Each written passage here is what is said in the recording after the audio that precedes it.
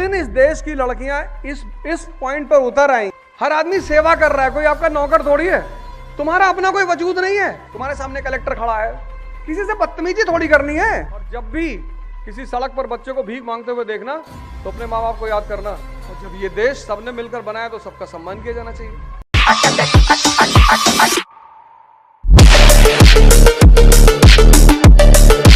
तभी तो मैं जय हिंद का नारा लगाता हूं, क्योंकि जय हिंद के नारे में सब हैं, जय श्री राम भी हैं, अल्लाहू अकबर भी हैं, जीसस भी हैं। ये देश किसी एक आदमी ने नहीं बनाया, ये देश सबने मिलकर बनाया, और जब ये देश सबने मिलकर बनाया तो सबका सम्मान किया जाना चाहिए। माँ बाप का तो बिल्कुल नहीं मानना चाहिए, क्योंकि भगवान न करे तुम कभी फंसो, लेकिन अगर फंसे तो सिर्फ माँ बाप को छोड़कर कोई जीवन में काम नहीं आएगा, कोई आएगा ही नहीं। व्यक्तिगत अनुभव है मेरा। और जब भी किसी सड़क पर बच्चे को भीख मांगते हुए देखना तो अपने माँ बाप को याद करना, क्योंकि अगर तुमको छोड़ जाते सड़क पे तो तुम भी ऐसे ही भीख मांगते। तुम्हारे उस काल में जब तुम डिसीजन लेने की क्षमता नहीं रखते थे, तब उन्होंने तुमको पाल पोस कर इतना बड़ा किया। कुछ भी बोले, कुछ भी गाड़ी लाल शर्ट ले आए पहनने के लिए, तारीफ करो कि बहुत बढ़िया शर्ट। पिताजी कह रहे हैं भैया जब 100 रुपए मांगा तो 150 रुपए दिए, तो वो एहसान तो कभी भर ही नहीं सकते ना, इसलिए इन लोगों की बात का बुरा मत माना करो।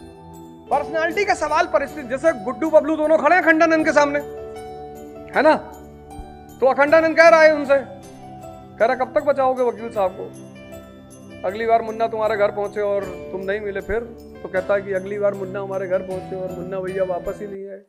यह है पर्सनालिटी का चुनाव ऐसे नहीं, परिस्थिति, तुम्हारे सामने कलेक्टर खड़ा है, किसी से बदतमीजी थोड़ी करनी है। मैं देखता हूं इस देश में इतना लोग, पहली बात तो किसी का भी पैर छूते, किसी का भी पैर छूते इस देश के लोग। शर्म करो यार, अपने माँ बाप का पैर छुओ बस, बाकी सबको प्रणाम करो, सर नमस्कार, सर नमस्कार, और या तो उस आदमी का पैर छुओ जिसने तुम्हारा जीवन बदला हो, बाकी किसी का पैर। पागल हो यार तुम, भैया तुम्हारा अपना कोई वजूद नहीं है, मोबाइल लेके सामने खड़े हो गए, अपने वजूद को मारते हो तुम।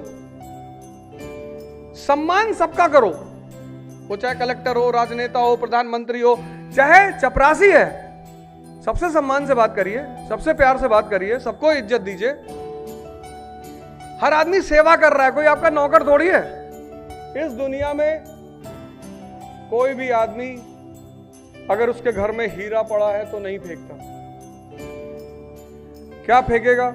शीशा फेंक देगा, मिट्टी फेंक देगा, हीरा कभी नहीं फेंकेगा। अगर इस देश की लड़कियों को अपना वजूद बनाना है, परिवार का सपोर्ट लेना है, अगल बगल का सपोर्ट लेना है, तो उनको एक बात साबित करनी पड़ेगी अपने घर में कि मैं हीरा हूं। उसकी वजह यह है कि आज भी भारत में पिता के सामने, एक लड़की की पिता के सामने यह चुनौती है कि वो पढ़ चाहे जितना ले, उसका विवाह जरूर करना है।